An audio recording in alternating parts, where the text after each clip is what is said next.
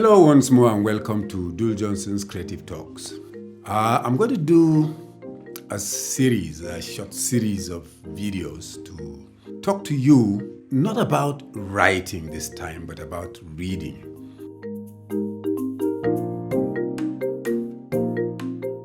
I've been talking many times about how to go about writing, but I think I've also mentioned the fact that you need to be a good reader to be able to become a writer. So I want to talk about books and how they impact upon us, how they influence our lives, and why we should read. So in this brief series, I will first of all talk about a general introduction to how books get to influence or impact upon our lives.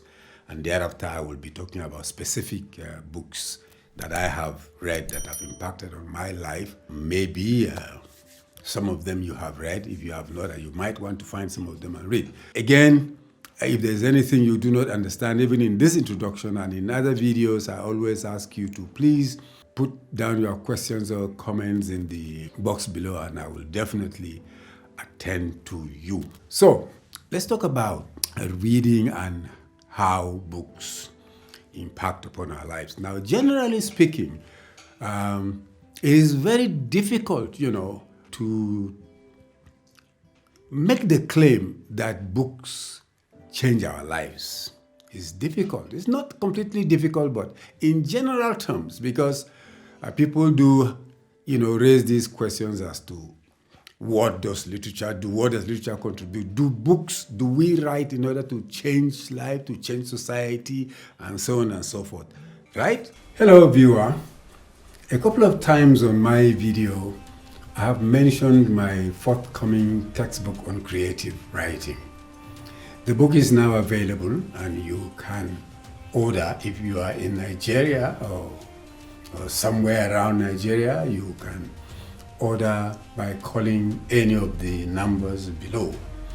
And if you're outside Nigeria, you can get it on Amazon through the links. Thank you.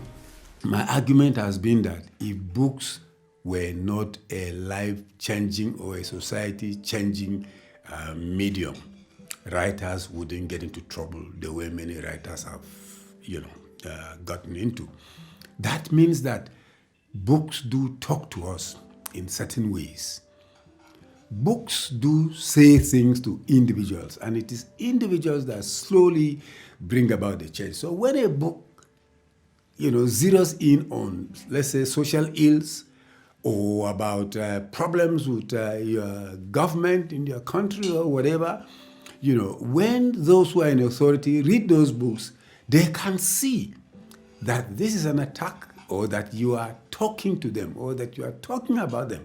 And they are afraid that when people read and see what you are saying about them, it might bring about some kind of unrest. So that's the way in which books get to people. And how do they get to people? You see, when you read books, there are main themes in each book you read, and there are many sub-themes.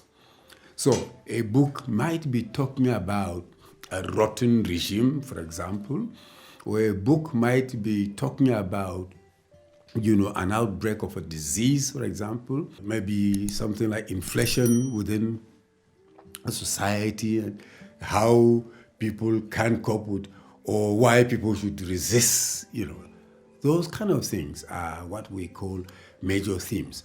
But you use characters who will carry the message. And as those main or major characters carry the message, you also have others who come in with units of the same message.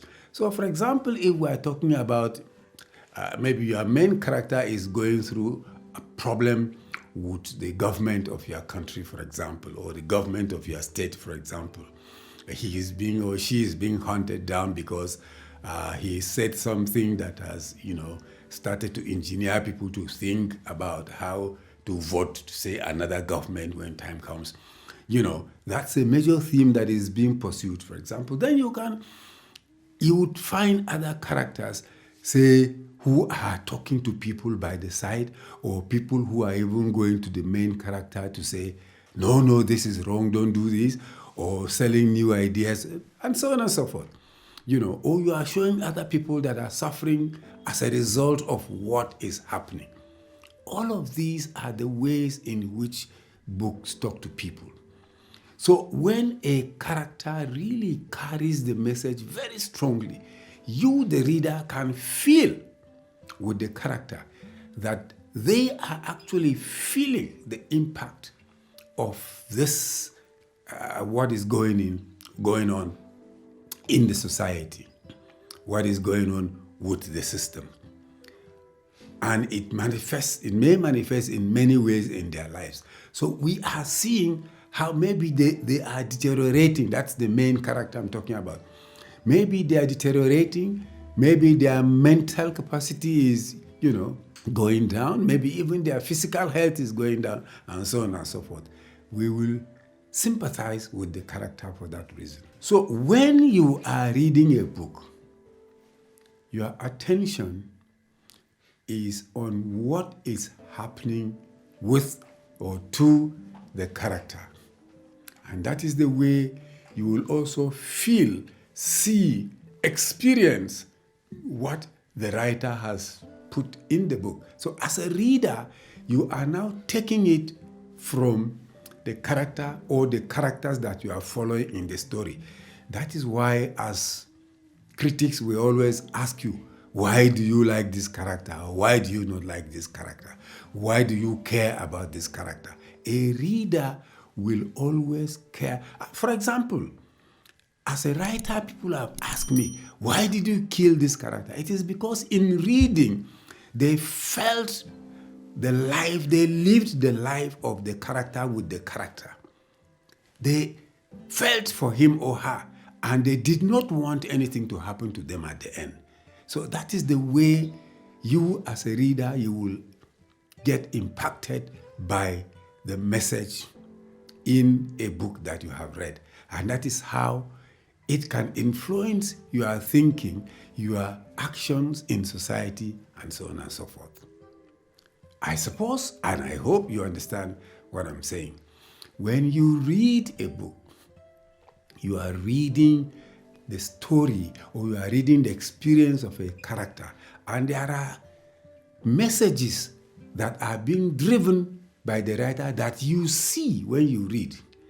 Those are referred to as main or major themes and sub-themes that you will see in minor characters or minor events that happen in a story. And by the time you finish reading, you feel the aggregate of what has happened. Okay? And that's the message you take away as a reader. And that lives with you. So you live in the book and the book lives with you, right? That's the way I put it. That's the way I see it. So I'm going to go through, say, 5 books.